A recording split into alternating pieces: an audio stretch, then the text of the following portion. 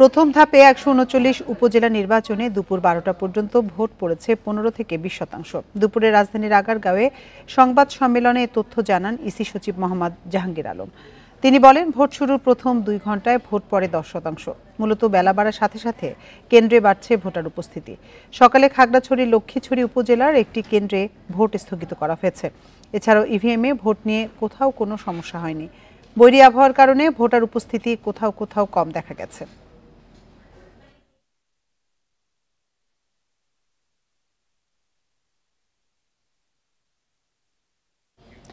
এদিকে ভোটকে ঘিরে সংঘর্ষ হয়েছে কয়েকটি উপজেলায়। এতে আহত হয়েছে কমপক্ষে ২৪ জন।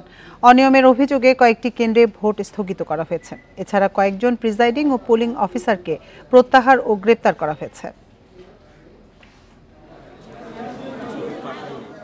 ভোট চলছিল ঠিকঠাক, তবে সকাল ১০টায় নরসিংদী সদরের কাকশিয়া সরকারি প্রাথমিক বিদ্যালয়ে ভোট কেন্দ্রে শুরু হয় সংঘর্ষ।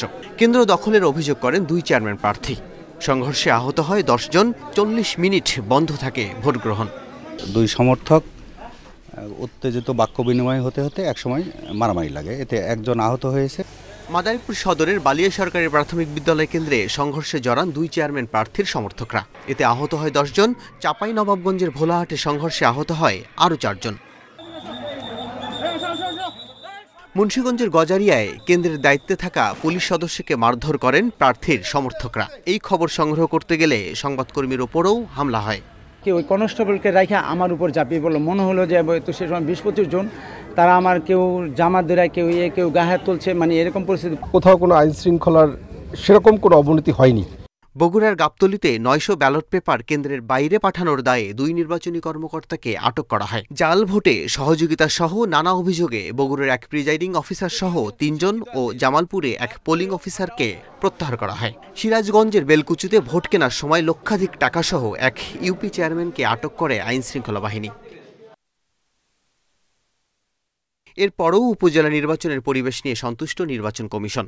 বড় কোনো সহিংসতা হয়নি বলে দাবি সচিবের। প্রাপ্ত তথ্য মতে একটা ভোট কেন্দ্রে শুধু ভোট গ্রহণ স্থগিত হয়েছে, এছাড়া আর কোথাও কোনো ভোট গ্রহণ স্থগিত হয়নি। প্রথম ধাপের নির্বাচনে ২২টি উপজেলায় ইভিএমে ও বাকিগুলোতে ব্যালট পেপারে ভোট হয়েছে। আল আমিন হক অহন, ইন্ডিপেন্ডেন্ট নিউজ, ঢাকা। অনিয়মের অভিযোগ এনে কুমিল্লা ও গাইবান্ধায় নির্বাচন বর্জন করেছেন ২ চেয়ারম্যান প্রার্থী। দুপুরে কুমিল্লার মনোহরগঞ্জে এ ঘোষণা দেন উপজেলা আওয়ামী লীগের সাধারণ সম্পাদক জাকির হোসেন। এ সময় ভোট কেন্দ্রে এজেন্ট ঢুকতে না দেয়া, কর্মীদের মারধর ও কেন্দ্রে ভোটারদের আসতে বাধা দেওয়ার অভিযোগ করেন তিনি। পুনরায় ভোট গ্রহণের দাবি জানিয়ে আদালতে রিট করার কথা জানান তিনি। এদিকে কেন্দ্র দখল সহ নানা অভিযোগে গাইবান্ধার ফুলছড়িতে চেয়ারম্যান প্রার্থী জিএম সেলিম পারভেজ ভোট বর্জন করেছেন। স্থানীয় সংসদ সদস্য হস্তক্ষেপ করে নানাভাবে নির্বাচনী পরিবেশ প্রভাবিত করেছে বলে অভিযোগ তার। এছাড়া কেন্দ্রে ভোটার আসতে না দেয়া ও কর্মীদের মারধরের কথা জানান তিনি।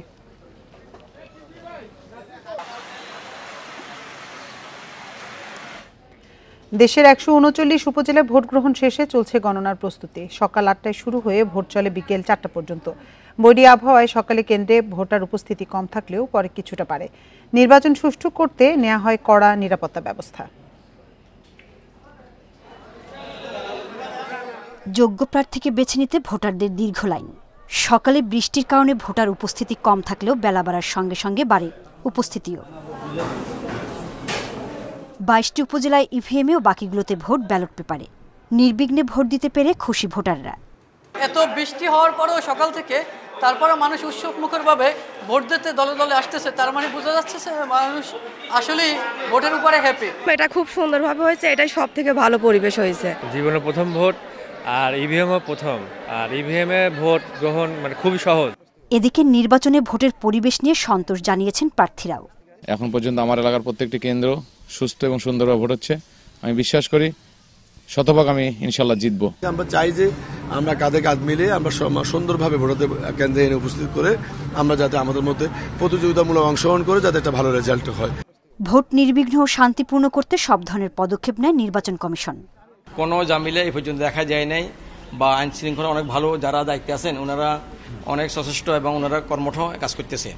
শান্তিপূর্ণ ভোট গ্রহণের লক্ষ্যে প্রতিটি ভোট কেন্দ্রে নেওয়া হয় কড়া নিরাপত্তা। র্যাব সহ অন্যান্য সকল বাহিনী প্রশাসন সর্ব অবস্থায় সচেষ্ট আছে যে যাতে কোনো ধরনের সহিংস ঘটনা না ঘটে। ষষ্ঠ উপজেলা পরিষদ নির্বাচনের প্রথম ধাপে মোট ভোটার প্রায় 3,14 লাখ। সোহেলি জাহান, ইন্ডিপেন্ডেন্ট নিউজ। এবার নির্বাচনের আরো খবর জানাতে আমাদের সাথে যোগ দিচ্ছেন আমাদের সহকর্মী জাহিদুল বাশার। ধন্যবাদ আপনাকে। নির্বাচনের যে আনুষ্ঠানিক সময় 8টা থেকে 4টা কিন্তু এর মধ্যে শেষ হয়ে গেছে। যদি কেন্দ্রের ভিতরে বাইরে কোথাও এখনো ভোটাররা থেকে থাকেন সেই কেন্দ্রগুলোতে ভোট গ্রহণ চলছে। বিস্তারিত জানবো। এই মুহূর্তে 139টি যেই উপজেলায় ভোট গ্রহণ হচ্ছে সেই উপজেলার সামগ্রিক খবরাখবর নিয়ে নির্বাচন কমিশন থেকে আগারগাঁও থেকে সরাসরি আমার সাথে রয়েছেন সহকর্মী মাহমুদুল হাসান। মাহমুদুল হাসান, একেবারে একসাথে যদি আমি তথ্যগুলো জানতে চাই যে এখন পর্যন্ত নির্বাচন কমিশনে গত 8 ঘন্টার ভোট গ্রহণের সারাংশ কি?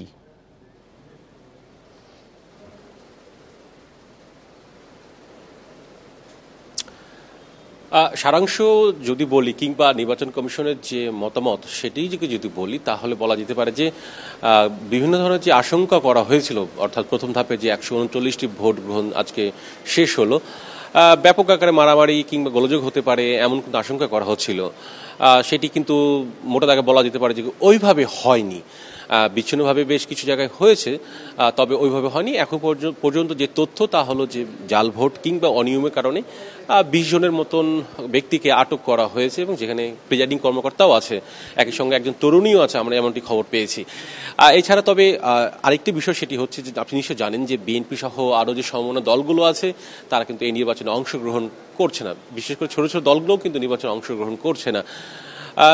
এরপরেও নির্বাচন কমিশন যদিও বলেছিল যে ভোটার উপস্থিতি কেমন হবে তা কমিশনের দেখার বিষয় নয়, তবে এখন পর্যন্ত যে তথ্য তা হলো যে আপনি নিশ্চয় জানেন যে 12টার সময় তথ্য পেয়েছিলাম 20% মতন ভোট কাস্টিং হয়েছে। এরপর 2টার সময় খোঁজ খবর নিয়েছিলাম, তখন দেখা গেছিল যে 25 থেকে 30% মতো ভোট কাস্টিং হয়েছে। দিন শেষে ধারণা করছি যে আসলে 40%-এর আশেপাশে হয়তো ভোট কাস্টিং হয়ে থাকতে পারে প্রথম ধাপের এই উপজেলা নির্বাচনে। তবে ঠিক 4:30টার সময় প্রধান নির্বাচন কমিশনার কাজী হাবিবুল আওয়াল তিনি ব্রিফিং করবেন, তখনই হয়তো আমরা জানতে পারবো। তবে এইটুকু বলা যেতে পারে যে আসলে যে ধরনের আশঙ্কা করা হয়েছিল ব্যাপক আকারে গোলযোগ বা মারামারি সেই ঘটনাগুলো এখনো ঘটেনি এবং একই সঙ্গে একটি মাত্র কেন্দ্রে ভোট গ্রহণ স্থগিত করা হয়েছে, এছাড়া বাকি কিন্তু ভোট গ্রহণ সারা দেশেই কিন্তু কোথাও অতটা বড় আকারের অনিয়ম হয়নি, অনাকাঙ্ক্ষিত ঘটনাও এরকম ঘটেনি। এটা নিয়ে যেমন সুখের খবর, একই সাথে ভোটার উপস্থিতি আরো বাড়ুক তেমনটা তো আশা করেছিলেন।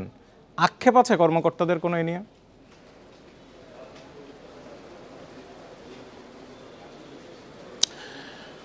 দেখেন, এই প্রশ্নটি কিন্তু আসলে প্রতিবারই করে থাকি বিভিন্ন নির্বাচন কমিশনার কিংবা প্রধান নির্বাচন কমিশনারকে, বিশেষ করে সংসদ নির্বাচন কিংবা এরপরে আজকে যে উপজেলা নির্বাচন হচ্ছে।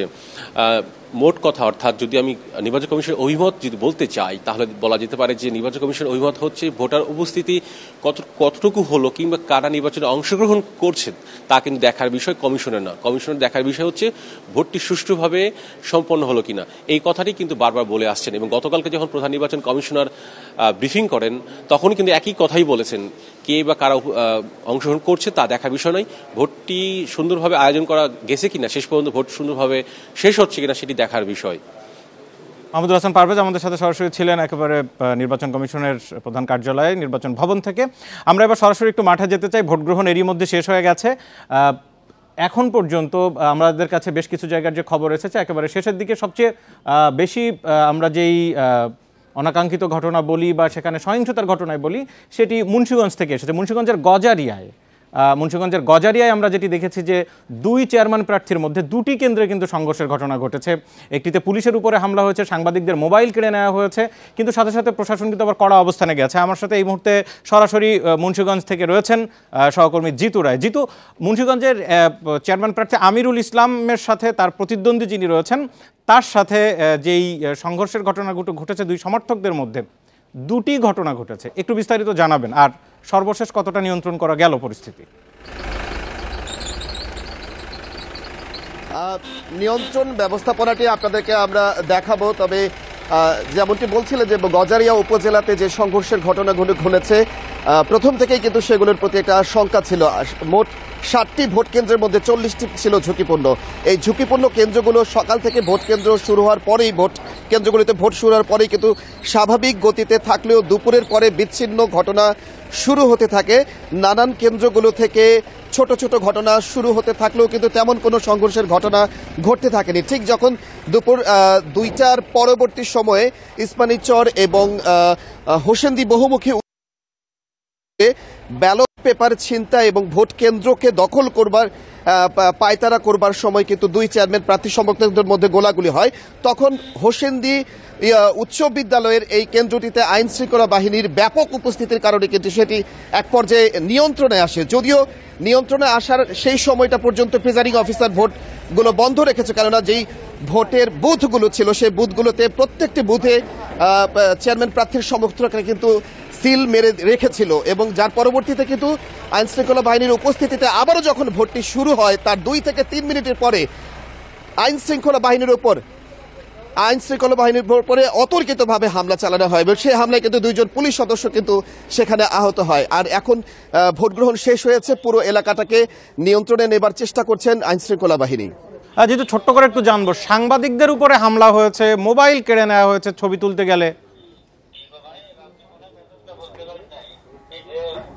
হ্যাঁ, আপনি ঠিকই বলেছেন। সাংবাদিক ভবানীপুর সরকারি প্রাথমিক বিদ্যালয়ে একজন পুলিশ সদস্যের উপরে চেয়ারম্যান প্রার্থীদের সমর্থকদের মধ্যে ঝগড়ার সেখানে একজন পুলিশ সদস্য সেটিকে নিয়ন্ত্রণ করবার চেষ্টা করলে কেন্দ্র দখলের চেষ্টা করলে তখনই কিন্তু সাংবাদিকরা ছবি তুলতে গেলে তাদের উপরে হামলা চালানো হয়।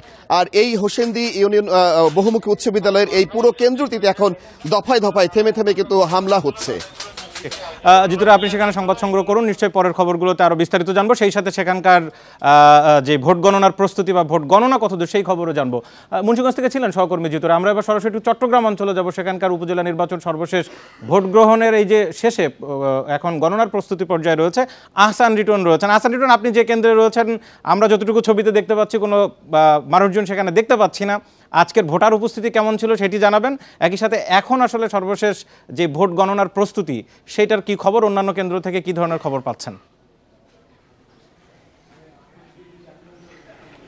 দেখুন, আমরা আসলে আজকে সকাল থেকে চট্টগ্রামের যে 3টি উপজেলায় নির্বাচন হচ্ছিল সেই 3টির মধ্যে 2টি মিরসরাই এবং সীতাকুণ্ডের আমরা বেশ কয়েকটি কেন্দ্রে গিয়েছি। এই মুহূর্তে আমরা সীতাকুণ্ড হোসাইনিয়া প্রাইমারি স্কুল আছে। কিছুক্ষণ আগে অন্য সব কেন্দ্রের মতো এই কেন্দ্র আসলে ভোটের যে শেষ হওয়ার সেটি হয়েছে এবং আমরা দেখেছি এখানে যারা নির্বাচন প্রক্রিয়ার সঙ্গে জড়িত ছিলেন তারা ব্যালট বক্সগুলো একটি নির্দিষ্ট কক্ষে নিয়ে গেছেন এবং সেখানে তারা সেগুলো গণনা শুরু করবেন কিছুক্ষণের মধ্যেই।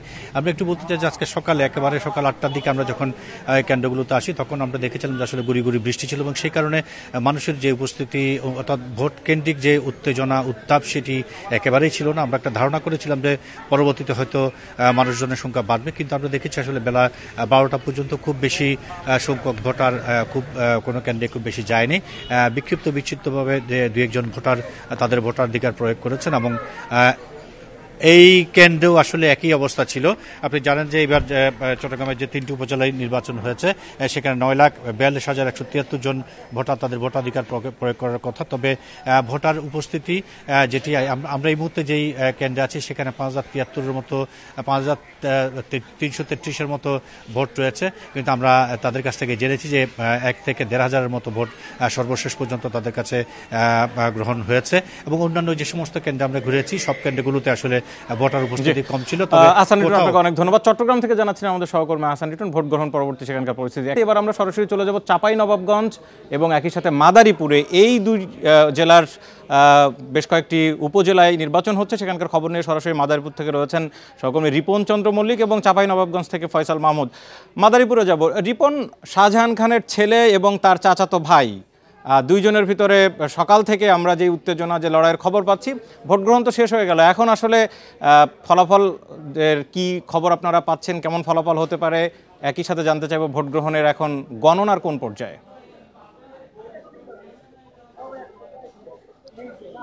জি, আপনি যে সকাল থেকেই মাদারীপুরে এবং মাদারীপুরে আরেকটি উপজেলা রয়েছে রাজু, এই সদর এবং রাজু 2টি উপজেলায় কিন্তু সকাল 8টা থেকে ভোট গ্রহণ শুরু হয়েছিল এবং যা বিকেল 4টা পর্যন্ত বিরতিহীন ভাবে ভোট গ্রহণ চলেছে এবং এই ভোট গ্রহণ 4টার দিকে ভোট গ্রহণ মূলত শেষ হচ্ছে। আপনাকে একটু দেখাতে চাচ্ছি যে এই মুহূর্তে ভোট গ্রহণ চলছে। আমি আছি মাদারীপুর শহরের 1 নম্বর ওয়ার্ডের আলাস আমিরুদ্দিন হাই স্কুল কেন্দ্রে। সেই কেন্দ্রে কিন্তু ইতিমধ্যে ভোটাররা কিন্তু ভোট প্রদান শেষে এখন গণনার কাজ চলছে। এখানে প্রার্থী যারা রয়েছে, প্রার্থীদের যারা এজেন্ট রয়েছে তারা কিন্তু ভোট গুনছে এবং তারা নিজ নিজ প্রার্থীর পক্ষে গণনা এবং এখানে রয়েছে প্রিজাইডিং কর্মকর্তা সহ প্রশাসনের কর্মকর্তা সবার সামনেই কিন্তু এই ভোট গণনা চলছে এবং এই কার্যক্রম শেষ হতে না আরো 1 ঘন্টা থেকে 2 ঘন্টা সময় লাগতে পারে বলে এমনকি আমাদেরকে জানিয়েছে। আমি কথা বলছি এই কেন্দ্রের প্রিজাইডিং কর্মকর্তাদের সাথে, তারা আমাদেরকে জানিয়েছে এই কেন্দ্রটিতে মূলত 3030 ভোট রয়েছে, সেখান থেকে 1058 ভোট কাস্ট হয়েছে সকাল থেকে এই পর্যন্ত। এখানে মোট ভোটের কাস্টিং এর পরিমাণ 34.34%, এমনটি তারা আমাদের জানিয়েছে। তো এইরকমই আমি সকাল থেকেই মাদারীপুরের বিভিন্ন সেন্টারে ঘুরেছি এবং বিভিন্ন গ্রামের সেন্টারগুলো, সেখানেও আমরা দেখেছি যে ভোটারদের যে সেটি আসলে খুব বেশি ছিল না, এরকমই 30 থেকে 35%, কোথাও 40%-এর বেশি আসলে ভোটারদের আমরা উপস্থিতি লক্ষ্য করিনি। এখন সর্বশেষ এই 4টার পরে সকল কেন্দ্রে একযোগে ভোট গণনা চলছে এবং এখানে আপনি জানিয়ে রেখেছে মাদারীপুর সদর উপজেলায় খুবই আলোচিত একটি নির্বাচন হচ্ছে। এখানে মাদারীপুরের স্থানীয় সংসদ সদস্য শাহজাহান খান, তার বড় ছেলে আসিফুর রহমান খান এবং তারই চাচাতো ভাই জেলা আওয়ামী লীগের সাংগঠনিক সম্পাদক সাবেক উপজেলা চেয়ারম্যান পাবিলুর রহমান শফিক খান নির্বাচনে অংশগ্রহণ করেছে। ফলে মানুষের ভিতরে একটি যে উৎকণ্ঠা উদ্বেগ ছিল সেটি আসলে শেষ হয়ে গেছে। এখন এই মুহূর্তে ভোট গণনার কাজ চলছে মাদারীপুরে এবং এটি শেষ হতে আরো 1 থেকে 2.5 ঘন্টার মতো সময় লাগবে। তারপরে মূলত জানা যাবে আসলে পুরোপুরি রেজাল্ট পেতে আমাদের সন্ধ্যা নাগাদ হয়ে যাবে উপজেলায় আসলে কে বিজয় হতে যাচ্ছে, এটি আসলে জানতে। তো সার্বিকভাবে এই ছিল আমার কাছে মাদারীপুরের সর্বশেষ। নিশ্চয়ই রিপন চন্দ্র, ফলাফল যখন হবে আপনাদের মাধ্যমে সর্বশেষ ফলাফল আমরা তুলে ধরবো। আমি একটু সরাসরি চাঁপাইনবাবগঞ্জে যাবো। ফয়সাল মাহমুদ রয়েছেন। ফয়সাল, ভোলাহাট কেন্দ্রে একটি সেখানে সমর্থকদের ভিতরে একটি হট্টগোলের খবর আমরা পেয়েছি, আহত আছে বেশ কয়েকজন। এর বাইরে এখন তো মোটামুটি ভোট গণনারই প্রস্তুতি চলছে, জানাবেন সার্বিক কি খবর? দেখুন, গমস্তাপুর এবং ভোলাহাট আমরা দুটি উপজেলাতে একেবারে শান্তিপূর্ণ ভোট হতে দেখেছি। সেখানে একেবারে যে ভোটের আমেজ, যে কোথাও কোথাও সেই আমেজও ছিল না, একেবারে সাদামাটা যে অবস্থাটা সেই অবস্থায় বিরাজ করেছে। আমরা দেখেছি ভোট কেন্দ্রগুলোতে ভোটারদের উপস্থিতিও তেমন ছিল না, কিন্তু সবচেয়ে উত্তেজনা পরিস্থিতি ছিল আসলে ভোলাহাট উপজেলায়। আমরা যেটা দেখেছি যে এখানে বেশ কয়েকটি কেন্দ্র ঘুরে আমরা যেটা দেখেছি যে ভোটারদের উপস্থিতি ছিল তুলনামূলক অন্যান্য উপজেলার চেয়ে বেশি এবং এখানে একটা উত্তেজনাকর অবস্থাও ছিল। এবং এর জন্য যে প্রশাসন এবং অন্যান্য কর্মকর্তারা যেটা বলছেন যে আসলে আওয়ামী লীগ, ক্ষমতাসীন আওয়ামী লীগের নেতাদের পাশাপাশি আসলে ভোলাহাটে বিএনপির যে নেতারা রয়েছেন তারা ভোটে অংশগ্রহণ করার কারণেই এই ভোটের আমেজ রয়েছে এবং উত্তেজনাকর একটা পরিস্থিতি রয়েছে। এবং যে কেন্দ্রটিতে আসলে সংঘর্ষের ঘটনা ঘটেছে সেখানেও আওয়ামী লীগের যিনি প্রার্থী, আওয়ামী লীগ সমর্থিত যে প্রার্থী রয়েছেন এবং একজন বিএনপি নেতা রয়েছেন নির্বাচনের, এই দুই প্রার্থী সমর্থকদের মধ্যে আসলে সংঘর্ষের ঘটনা ঘটেছে এবং সেখানে 4 জন আহত হয়েছে। আমরা দেখেছি এদের মধ্যে একজনকে উপজেলা স্বাস্থ্য কমপ্লেক্সে ভর্তি করা হয়েছে। এর বাইরে আসলে তেমন কোনো ঘটনা ঘটেনি। আমরা এসব নিয়ে আসলে পুলিশ কর্মকর্তা সহ রিটার্নিং কর্মকর্তা সহ বিভিন্ন কেন্দ্রের যে প্রিজাইডিং কর্মকর্তা রয়েছে সবার সঙ্গেই কথা বলেছি। তারা যেটা বলছেন যে শান্তিপূর্ণ ভোট অনুষ্ঠিত হয়েছে ভোলাহাট উপজেলাতে। আপনাকে যদি বলি যে আমি যে কেন্দ্রটিতে দাঁড়িয়ে আছি সেটি গোহালবাড়ি সরকারি প্রাথমিক বিদ্যালয় কেন্দ্র। এই কেন্দ্রে প্রায় 1900 ভোটার রয়েছে। তার মধ্যে এখানকার প্রিজাইডিং কর্মকর্তা যেটি জানিয়েছেন যে এখানে বেলা 2টা পর্যন্ত 24% ভোট পড়েছিল এবং পরে হয়তো আরো কিছু বাড়বে। অন্যান্য কেন্দ্রগুলোতে আসলে একই রকম চিত্র আমরা দেখেছি যে 25 থেকে 30% মধ্যেই ভোট পড়েছে।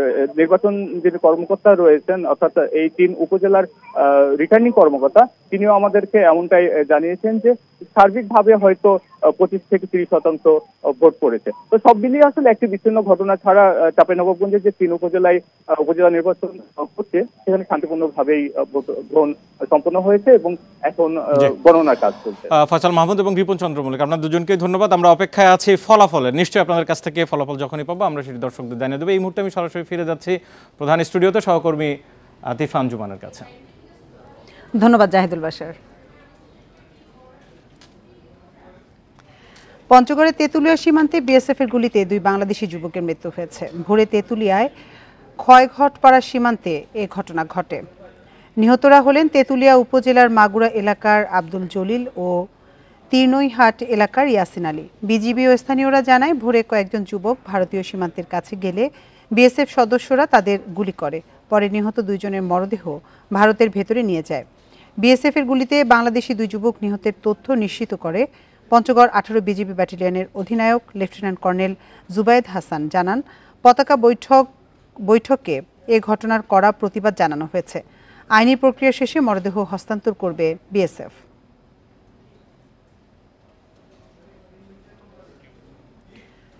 সিরাজগঞ্জের উল্লাপাড়ায় সিএনজি অটোরিকশা ও পিকআপ ভ্যানের সংঘর্ষে 2 জন নিহত হয়েছেন, আহত হয়েছেন আরও 2 জন।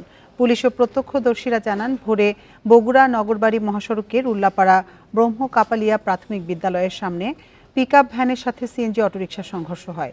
এতে ঘটনাস্থলে একজন এবং হাসপাতালে নেওয়ার পথে আরও একজনের মৃত্যু হয়। নিহতদের পরিচয় জানা যায়নি। এ ঘটনায় আহত 2 জনকে সিরাজগঞ্জের বঙ্গমাতা শেখ ফজিলাতুন্নেসা মুজিব জেনারেল হাসপাতালে পাঠানো হয়েছে। হাটিকুমরুল হাইওয়ে থানার সার্জেন্ট অরবিন্দ কুমার দুর্ঘটনার বিষয়টি নিশ্চিত করেছেন।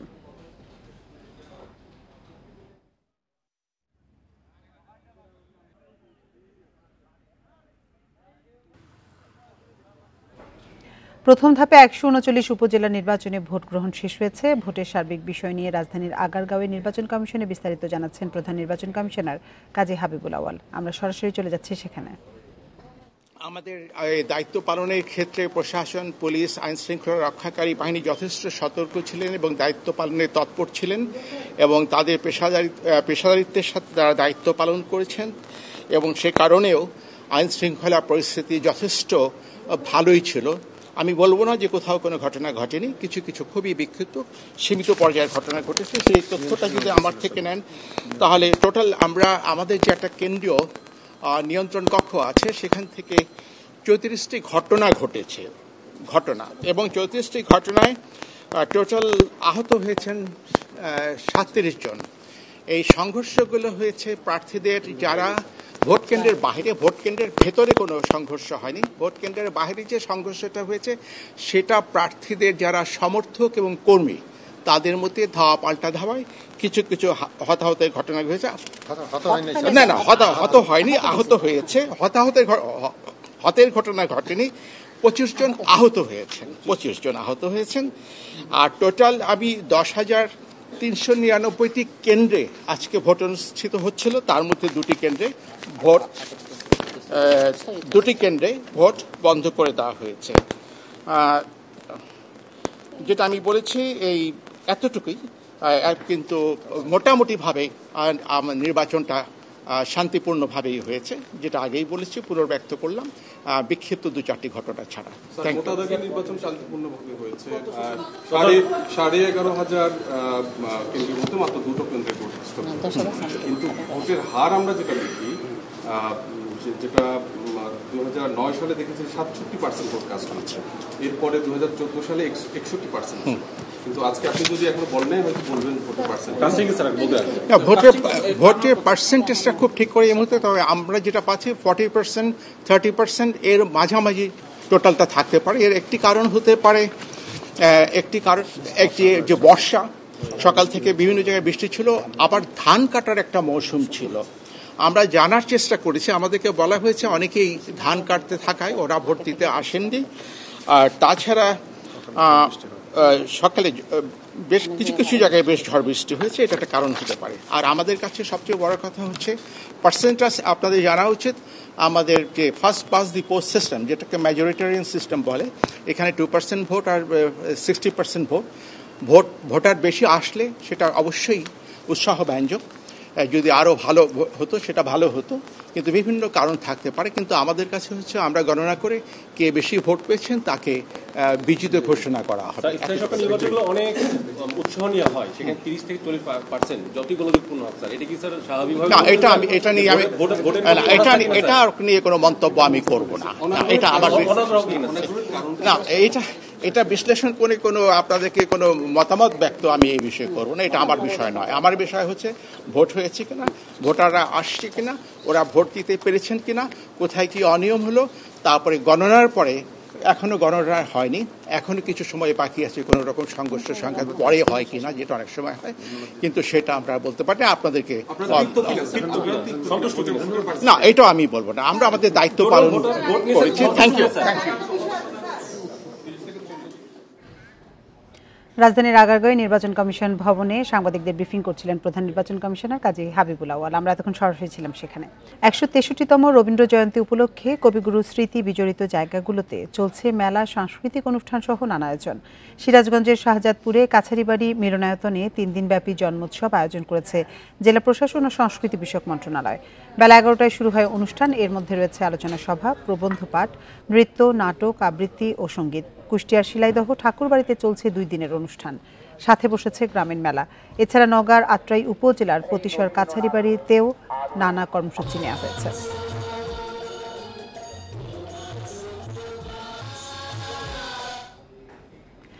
দিনাজপুরে প্রায় 200 বছরের রসুন কেনাবেচার ঐতিহ্যবাহী পাকের হাটে নেই উন্নয়নের ছোঁয়া। ক্রেতা বিক্রেতাদের অভিযোগ, ইজারাদার অবৈধভাবে অতিরিক্ত খাজনা আদায় করেন উভয়ের কাছেই। এতে রসুন কেনাবেচায় পোহাতে হয় চরম ভোগান্তি। প্রায় 200 বছরের পুরনো দিনাজপুরের খানসামা উপজেলার পাকের হাট। এ হাটে বেচাকেনা হয় রসুন। দিনাজপুর ও নীলফামারীর বিক্রেতা এবং দেশের বিভিন্ন জেলা থেকে ক্রেতারা আসেন রসুন কিনতে। প্রতি সপ্তাহে শনিবার ও মঙ্গলবার হাট বসে। প্রতি হাটে বিক্রি হয় কোটি টাকার বেশি রসুন। এখানে 5-7 বছর হলো আসি, মাল এখানকার ভালো পড়তাই হয়, এজন্য আমরা এখানে আসি, সিরাজগঞ্জ এখানে আসি। ক্রেতা বিক্রেতাদের অভিযোগ, পাকের হাটে খাজনা বেশি এবং অবৈধভাবে উভয়ের কাছ থেকে তা আদায় করা হয়। এছাড়া হাটটিতে নেই পর্যাপ্ত জায়গা, নেই কোনো ছাউনি, নেই কোনো টয়লেট। অবকাঠামো সুবিধা না থাকায় অনেক ব্যবসায়ী মুখ ফিরিয়ে নিচ্ছেন। মাল কিনে গৃহস্থর ক্ষেত্রে খাজনা কাটে 40 টাকা, যাওয়ার সময় নেয় 80 টাকা। যখন বৃষ্টি আসে সেটের ঘর নাই, দূর থেকে যে পাটিপত্রগুলো আসে সেই পাটিপত্রগুলো ওইরকম জায়গা প্লেস মতো জায়গা পায় না। ক্রেতা বিক্রেতা উভয়ের কাছে খাজনা আদায়ের কথা স্বীকার করেছেন ইজারাদার। এ বিষয়ে প্রয়োজনীয় ব্যবস্থা গ্রহণের আশ্বাস উপজেলা চেয়ারম্যানের। ভালো জায়গার দরকার, এগুলো নিয়ে আলোচনা করতে হবে চেয়ারম্যান সাহেব ইউনিয়নের সঙ্গে, পরে আমাদের জায়গা হলে রসিকের মাল করার সুবিধা হবে। ব্যবসায়ীরা আসে রাস্তার উপরে মাল করে, তাতে মানুষের অনেক বাধাবিঘ্ন হয়। হাটের যে কলবরটা বৃদ্ধি পেয়েছে, বিরাট কলবর বৃদ্ধি পেয়েছে, সে তুলনায় হাটের আসলে জায়গা নাই। আমাদের যে জায়গাটুকু আছে, হাটচান্দিনের যে জায়গাটুকু আছে, সেটুকু আমরা ব্যবহার করছি। হাট শেডগুলো সেটের আরও হওয়া উচিত। এবছর পাকের হাটের ইজারা মূল্য ছিল 30 লাখ টাকা। Independent news.